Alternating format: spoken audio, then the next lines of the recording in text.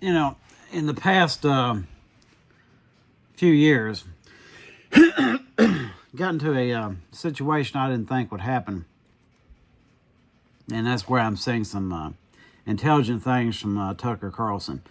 And I'm not going to downplay it that I would tend to not trust Tucker Carlson just because of his situation in life. What is he going to tell me about life in general?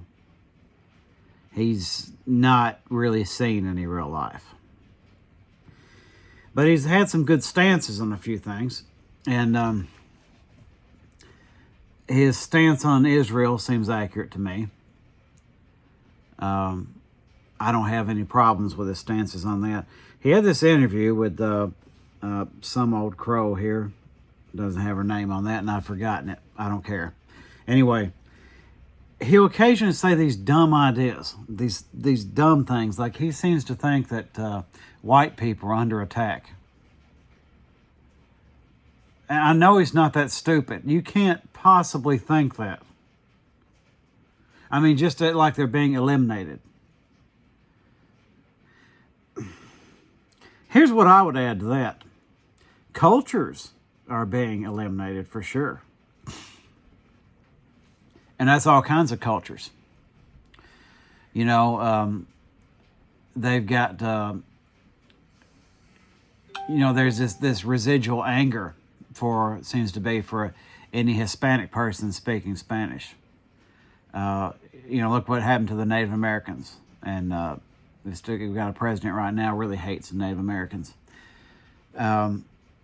People are expected to come to this country and even change their name. And a lot of Asian people did that, at least for a long time. I don't know if they still do. People end up getting a different name. And that even kind of comes from years ago where an Irish person would anglicize their name. Basically make it English. And that's erasing a culture, and you got these people now afraid of Sharia law taking over. My God, people are gullible. So gullible. That's the same people that probably think the United States could be conquered, just invaded and conquered. Play that out in your brain and see how that could ever possibly happen. You don't even have to be a military expert. It's physically impossible. And how would you enact Sharia law? Or any law. You make up something if you want to. Marvin law. Doesn't make any sense. It doesn't have to be a real thing. How is it going to work? And all of a sudden tomorrow we begin Sharia law? It doesn't work that way.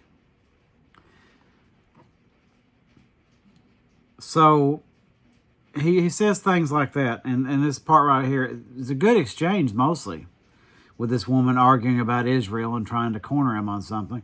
And he says this part here. Does it have a right to exist? And so my question to you would be, what does that mean? Why don't you answer my question? It's a very simple question. I don't know what your question is. Are you asking, does it have a right to exist, or do I want it to exist? Do I seek its destruction? Fine, answer it that way. Well, of course I don't seek its destruction. I've already said, as you know, because I said it to you, I don't want Israel to be destroyed or have to use nuclear weapons. We've established that you are in that narrow terms of Zionist. Is that I'm in no sense a Zionist. I don't want any country to be destroyed at all, and I don't want people to die, particularly ones who committed no crime, because I don't believe in killing innocents, period. That's the basis of Western civilization. Eastern civilization is a whole different view. They believe in collective punishment. I don't. So you're in no sense a Zionist? I don't even know what that means. Pardon? You're talking about Western civilization. The Native Americans, the atomic bombs. My God, even more recently, wanted to take over Greenland and Cuba and Venezuela. You got people right now. You can find them on these comments here. Not in my comments, fortunately, but I've gotten plenty of arguments where people are saying, wipe them out, referring to Iranians, or maybe they mean all Arabs, who knows? As a matter of fact, I don't know what constitutes Western civilization. Let's find out 100%, because even if I think I know, I like to be 100% sure on this. I mean, surely... Okay, Western civilization. Here we go. Oh. So he just said that. Does that include Germany? My God. I guess you can't win them all, but that's brain-poundingly stupid. How on earth? So it just shows you, don't get too hung up on these people. You know, it's a tendency these days where people will... It's good to listen to people who don't necessarily have the same, all the same beliefs as you. That's fine. It's good that you can get along with different people. I try to myself. I try to be pretty diplomatic. But when there's some pretty big ones, pretty important factors, significant, and so you keep your distance from them, and then they happen to say something that you like, and one more thing that you like, a little bit more than you, and all of a sudden, they're your buddy. Maybe hold back on that. There's people wanting to hug this Joe Kent guy right now. Okay, he said a few good things. Know who he is, though. And I don't mean his record, the way he can polish that and make it look good. I'm not talking about that. I'm talking about his belief system. Now, if you agree with his belief system, well, this message isn't for you.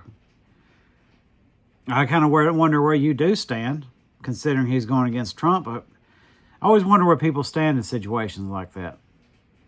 Because I would think the smart thing to do would be stand with Kent, stand with Carlson. I don't know how Trump has won so many conservatives over. He's not a conservative. I don't know how to break it to you. He's not a conservative. The only core beliefs he holds is what's good for him at the moment. And the people blackmailing him because he did things. So, I would hold back on jumping. I mean, there was even a time, and they probably still do it to a certain extent, where, the U.S. And Israel, obviously, they were going after Syria. They got rid of Assad. And had people immediately wanting to hug Assad. I didn't agree with what was being said about him because the sources are lies. But I'm not immediately, because I know better. I know better with this politics from my own country. Just because this person is an enemy of my enemy doesn't mean they're my friend. I don't do that. And I'm not immediately on board with Hamas. I'm not immediately on board with Iran. Even though I obviously do not take the U.S. or Israeli side on either one of those things. There's no entity on earth, I think, right now, may not have ever been, more evil than the United States government and Israel and Saudi Arabia. You want a real axis of evil, there it is. It doesn't mean the American people are evil, just fooled, controlled, manipulated. Now, as far as the Saudi people, I don't know too much about them. I'm sure there's a lot of bad ones there.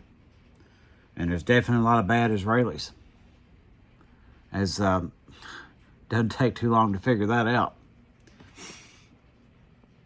So I still share some Tucker Carlson stuff. And I've shared some Joe Kent stuff. But for me, look at my following. I use whatever tool I can use. Somebody says something right, good, share it. But that doesn't mean I'm sold on this. That's hard to get over that nonsense. Maybe he defines Western civilization as something else. Maybe he just means Seattle, Washington. I don't know. Anyway, it's been a reasonably quick little bit on that. I think I end up having to call this one. See, I hate to go after Tucker Carlson because of the people who do. That's another thing. The people who do go after them, I do not want to seem to be in league with them. I can't abide that at all. But he does say some dumb things. And that's one of them. The bad thing is, somebody might get captivated, might not know that much about him, and they start watching him and start sort of going in the right direction, and then he says that nonsense. Now they've got a dumb belief instilled in them. Be open-minded, listen to people, pat them on the back when they're right, but don't cult up on people. Because they're going to let you down. Heck, I'll even let you down occasionally. I'm going to try not to, but wow. Anyway, more later.